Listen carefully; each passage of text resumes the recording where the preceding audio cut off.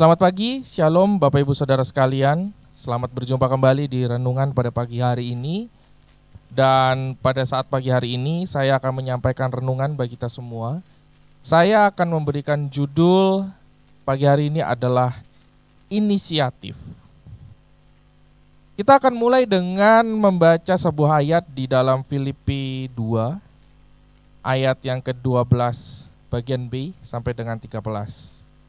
Firman Tuhan berkata, "Kerjakanlah keselamatanmu dengan takut dan gentar, karena Allah lah yang mengerjakan di dalam kamu baik kemauan maupun pekerjaan menurut kerelaannya." Saudara, dalam kehidupan kita secara rohani, spiritualitas kita, banyak tentu daripada kita semua punya kerinduan untuk bisa hidup sesuai dengan firman Tuhan. Kita ingin jadi orang yang taat, kita ingin berubah, kita ingin menjadi pribadi yang berkenan kepada Tuhan. Tapi seringkali mungkin kita untuk bisa melakukan firman Tuhan atau hal-hal yang tadi disebutkan, itu kita selalu banyak kali menunggu dorongan daripada Tuhan, atau mungkin menunggu hati yang lebih siap, atau mungkin hati yang lebih rela, menunggu keadaan lebih tenang supaya bisa melakukan firman Tuhan itu dengan lebih baik.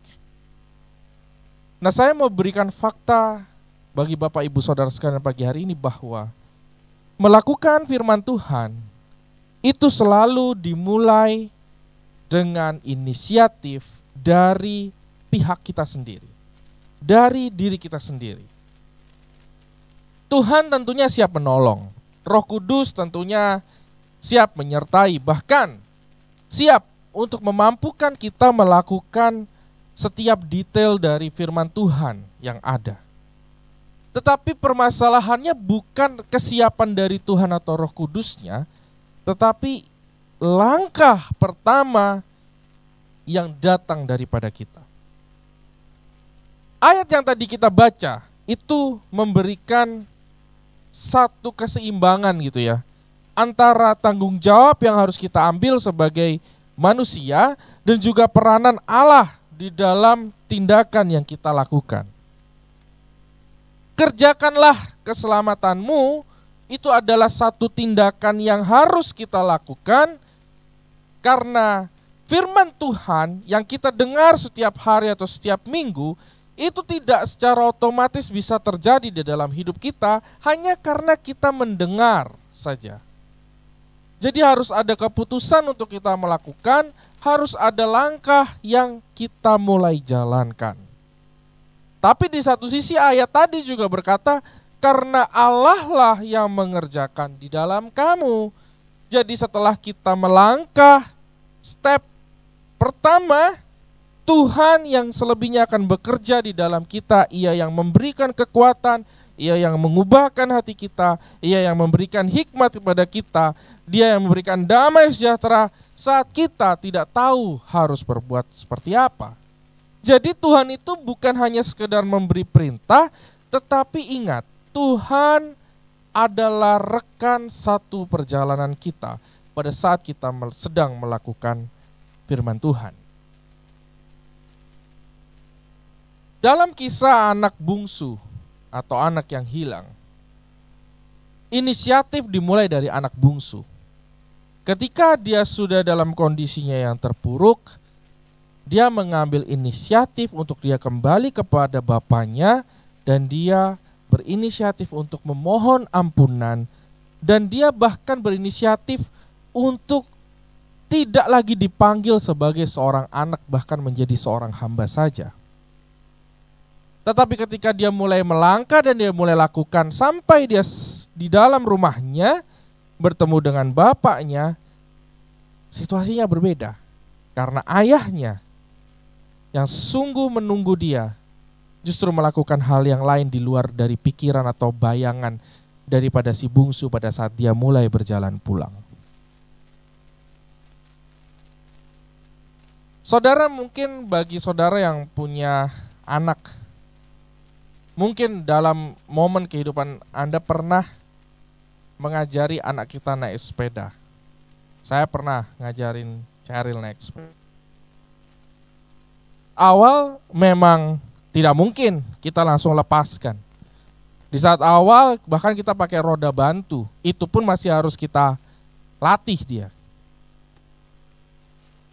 Baru perlahan-lahan dilepaskanlah roda bantu itu sampai akhirnya dia bisa naik sepeda. Pertanyaannya, kalau anaknya tidak pernah mau melatih dirinya untuk mengayuh sepeda, biar kata pun ada roda bantu di situ, nggak akan pernah dia naik sepeda.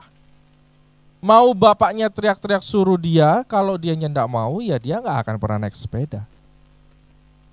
Pada saat dia sudah naik sepeda, waktu bapaknya lepaskan roda bantunya, kalaupun dia tidak mau mencoba, ya sama juga. Selamanya dia mungkin hanya bisa naik sepeda yang ada roda bantunya. Demikian juga kehidupan kita di dalam melakukan firman. Bukan masalah Tuhan siap menolong kita atau tidak, tetapi kita siap lakukan dan kita punya inisiatif untuk mau melakukannya atau tidak. Misal, dalam kita melakukan firman Tuhan, kita mau melakukan untuk mengampuni misalnya. Kalau saudara tidak mau mengampuni, mau Tuhan siap, mau Roh Kudus siap memberikan saudara kekuatan dalam rasa sakit pada saat saudara mengampuni, tidak akan pernah terjadi juga. Karena inisiatifnya harus lahir dari diri kita. Mau melayani sama, mau belajar memberi sama, mau belajar meminta maaf lebih dulu sama, mau belajar tidak kompromi dengan dosa juga sama. Semua inisiatif mulai dari diri kita, dan Tuhan atau Roh Kudus hanya menunggu kita untuk melangkah. Jadi mari kita ingat pada pagi hari ini, langkah pertama itu langkah kecil, tetapi menentukan segalanya. Tuhan tidak menuntut kita melakukan sebuah langkah dengan sempurna. Dia hanya membutuhkan inisiatif kita, dan Dia yang akan menyempurnakannya.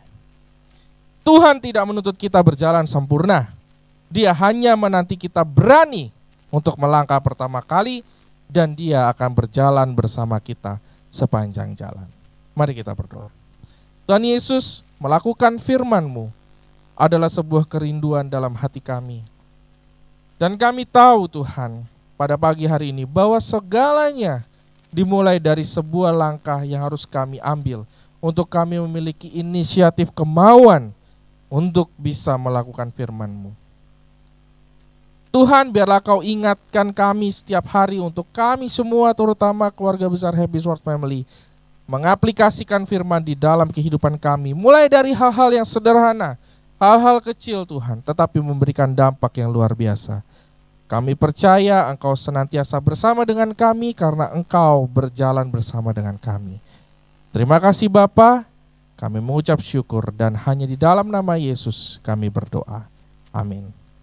Terima kasih Bapak Ibu Saudara sekalian, selamat pagi dan Tuhan Yesus memberkati.